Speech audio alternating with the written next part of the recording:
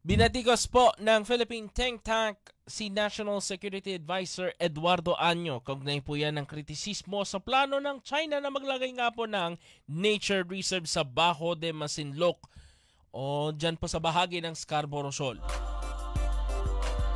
Narito ang report. Binatikos ng Philippine think tank na Asian Century Philippines Strategic Studies si National Security Advisor Eduardo Año kaugnay ng kritisismo at pahayag nito sa plano ng China na maglagay ng nature reserve sa Bajo de Masinloc Shoal. Sa ginawang forum, sinabi ni Asian Century Philippines Strategic Studies President Herman Chu Laurel na one-sided ang ipresenta ni Año habang pinapaliwanag nito ang pagkilos ng Beijing ay isang ironic.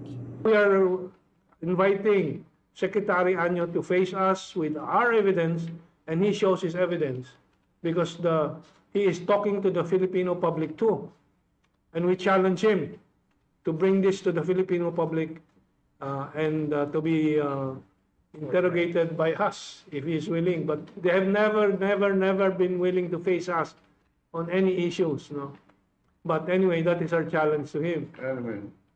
Now, the second point is if you expect any management of any area in the South China Sea, you can expect China to be very responsible.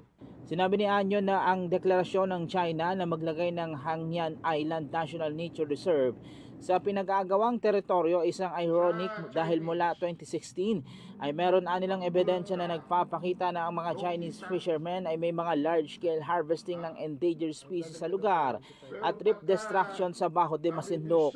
Ang record nila ng Beijing sa ecological damage ay hindi pa matukoy at hindi umaakma sa patuloy na claim nito sa environmental stewardship over the shoal.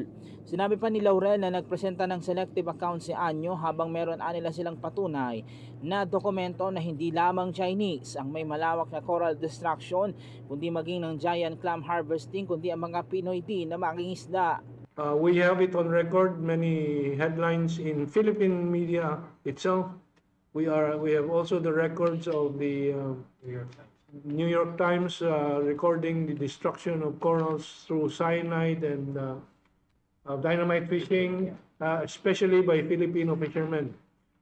But last December, China has already submitted to the United Nations to render its Delimitation. occupation of Scarborough Shoal on a de jure basis. And it only takes the submission of the configuration of the land sovereignty on the Scarborough Shoal itself and on the rocks that surrounds it, as well as the baselines for the territorial sea of 12 nautical miles around it. Maaari naman anyang itaas ang issue sa international bodies pero iginiit nitong ang ebidensya ay hindi lamang destructive practices ng China.